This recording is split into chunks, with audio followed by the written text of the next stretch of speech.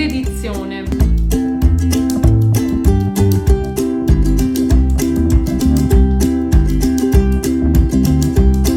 Oggi parleremo in ambito estetico dell'esfoliazione, mentre in ambito muscolare dell'Ashtanga Yoga. Come abbiamo visto nel primo video della pelle, i cheratinociti sono le cellule morte ossidate sullo strato più superficiale dell'epidermide, che danno quell'aspetto ruvido, grigiastro e spento. L'esfoliazione è uno step fondamentale per eliminarle, stimolare il microcircolo, donando alla pelle un colorito più roseo, fresco, ossigenato, uniforme e dal tatto morbido, compatto e teso. Esistono 3 macro categorie di esfolianti. Lo scrub, che è il più comune, può presentarsi in gel, in crema, in olio, burro, con all'interno microgranuli più o meno grossi che variano in base all'azione più o meno energica che si vuole ottenere. Provoca uno sfregamento meccanico e dona immediatamente una sensazione di freschezza e compattezza con un colorito roseo. Poi abbiamo il peeling, meno conosciuti ma molto performanti, gli acidi che vanno tenuti in posa pochi minuti in base alle indicazioni scritte sulla confezione, che hanno la funzione di sciogliere le cellule morte. Sono esfolianti chimici composti da acidi di origine chimica o naturale: l'acido glicolico, salicilico, lattico, mandelico, il retinolo, la bromelina e la papaina. Poi abbiamo il gommage, che è un'esfoliazione più delicata che sta nel mezzo tra scrub e peeling, in quanto si presenta sempre sotto forma di gel o crema leggera e viene applicato sulla pelle asciutta e lasciata seccare. Qui farà la sua prima azione cheratolitica. Una volta asciutto, con movimenti circolari si faranno delle frizioni per eliminare il prodotto, ricavando così delle gommine create dall'effetto meccanico di sfregamento. In generale l'esfoliazione andrebbe fatta 1-2 volte a settimana in base al tipo di pelle, preferibilmente la sera, per evitare di esporre la pelle appena trattata ai raggi UV rischiando di macchiarsi e per garantire un più profondo assorbimento dei prodotti successivi sulla pelle rilassata. L'importanza dell'esfoliazione è fondamentale per il rinnovo cellulare e per prevenire secchezza e disidratazione, con conseguente comparsa delle piccole rughette. Si moltiplica nel periodo estivo, quando la nostra pelle è soggetta all'esposizione dei raggi UV e al calore, per cui non dobbiamo aver paura di esfoliare la pelle in estate pensando di togliere la bronzatura, perché sempre, come abbiamo visto nel primo video della pelle, i melanociti li troviamo nello strato basale dell'epidermide e quindi lo strato più profondo, non nello strato corneo. Quindi esfoliando andremo a togliere le cellule grigiastre sullo strato corneo, ottenendo un colorito più dorato per risaltare i melanociti sottostanti. L'Ashtanga. Collegare questa disciplina con l'azione dell'esfoliazione non è stato casuale. L'esfoliazione, come abbiamo visto, è un lavoro che fa il cosmetico sulla nostra pelle e, come con tutte le cose, solo la dedizione e la costanza genera risultati di una pelle sempre rosa e rigenerata. L'Ashtanga Yoga è famoso per rientrare nella categoria di una vera e propria disciplina. È uno stile improntato su una sequenza impostata da ripetere costantemente tutti i giorni per lavorare sul corpo e l'irrobustimento dei muscoli con tecnica e dedizione. Inutile dire che, come per l'esfoliazione, l'Ashtanga, se praticato con costanza, dona ai muscoli una grande forza e resistenza. L'Ashtanga viene divulgato nel XX secolo da Patabi Joyce, fidato allievo del grande maestro Krishnamacharya, come abbiamo visto nel video della storia dello yoga, che a sua volta aveva imparato la pratica dagli insegnamenti sull'Himalaya del suo guru Brahmachari. Ashtanga significa letteralmente 8 livelli, ovvero gli 8 livelli dello yoga descritti da Patanjali negli Yoga Sutras. Yama, che è l'etica; Niyama, il rispetto per gli altri; Asana, le posture; Pranayama, la respirazione; Pratyahara, il controllo dei sensi; Dharana, la concentrazione; Dhyana, la meditazione; e Samadhi, la contemplazione. Questi livelli sono in interazione l'uno con l'altro. La pratica serve proprio ad utilizzarli tutti tutti perché uno non può completarsi senza l'altro. L'Ashtanga è molto dinamico, viene definito addirittura meditazione in movimento, in quanto non è considerato solo fisico, ma è anche molto spirituale. Le asana si susseguono in un flusso continuo, coordinato tra respirazione, ujjayi breath, sguardo, drishti, e movimento, asana. Viene eseguita tutti i giorni con grande dedizione, senza nessun tipo di sottofondo musicale, in un completo silenzio, proprio per mantenere alta la concentrazione. L'Ashtanga si basa sul concetto che senza sudore non ci possono essere benefici, ed essendo dinamico e ritmato, effettivamente richiede un grande sforzo fisico, ma se praticato tutti i giorni si ottiene un corpo allenato e forte, morbido e leggero. Se siete curiosi di capire di cosa si tratta l'Ashtanga Yoga, nel prossimo video vi mostrerò un primo approccio a questa disciplina. Nel frattempo vi ringrazio come sempre e ci vediamo nel prossimo video.